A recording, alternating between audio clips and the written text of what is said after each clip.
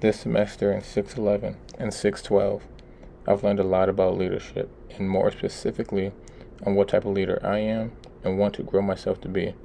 These self-assessments we did this semester helped me realize that I am more of a servant leader with traits of path goal theory along with human skills.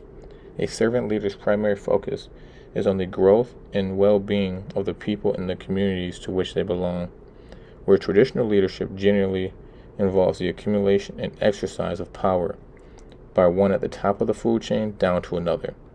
Servant leadership is different. It's different because it allows the leader to share the power with his followers. Servant leaders also puts the needs of others first and helps the people around them develop and perform as highly as possible. Our deepest fear is not that we are inadequate. Our deepest fear is that we are powerful beyond measure. It is our light, not our darkness, that most frightens us. Your playing small does not serve the world. There is nothing enlightened about shrinking so that other people won't feel insecure around you. We were all meant to shine as children do. It's not just in some of us, it's in everyone. And as we let our own light shine, we unconsciously give other people permission to do the same. As we are liberated from our own fear, our presence automatically liberates others.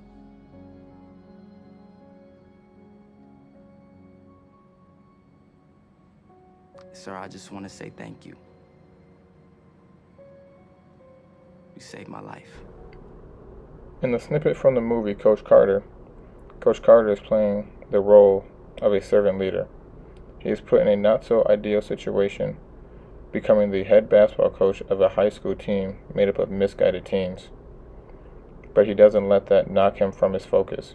His main focus stays on the development of the team as well as their individual growth into becoming men. And his players' words speak volumes on that and onto the impact that he had during his time as their coach. His players sees that they are worth more than they have ever imagined, and that they are meant to shine, and that they are powerful beyond measure. I currently hold a similar leadership position here at Utica. I'm a coach for the football team, and I coach the defensive backs. I'm in charge of developing 20 student athletes.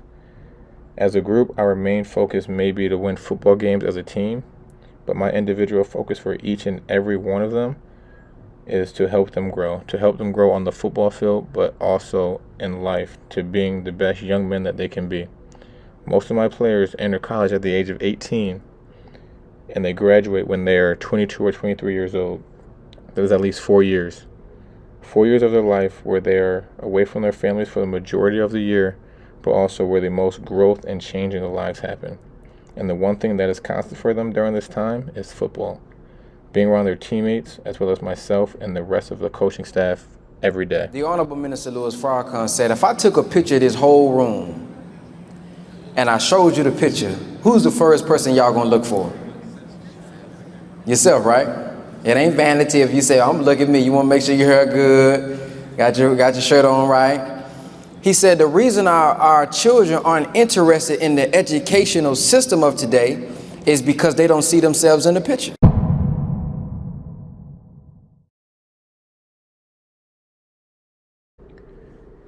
My mission is to inspire these athletes and young adults, but more specifically, the young black athletes and young black adults.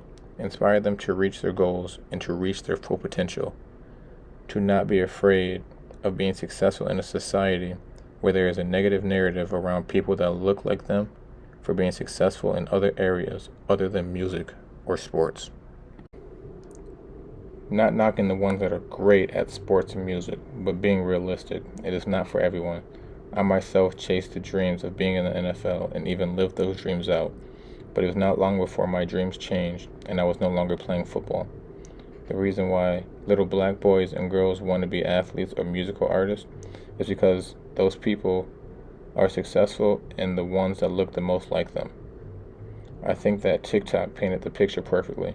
The reason why our children aren't interested in education or higher learning is because they don't see people that look like them in the picture or in the positions that are successful. Black authors, black lawyers, doctors, business owners, or even educators aren't being marketed the way they should be in black communities to inspire the younger generation to want to become great in those fields and those areas. All they're seeing are the famous black athletes or musicians on TV. And through servant leadership, along with path goal theory and my ability to connect with people, my goal is to use the resources I gain to motivate, educate, and serve young black adults to not settle for less, but to accomplish their desired goals, whatever those may be, and to not be ashamed because of the way they look while they achieve them.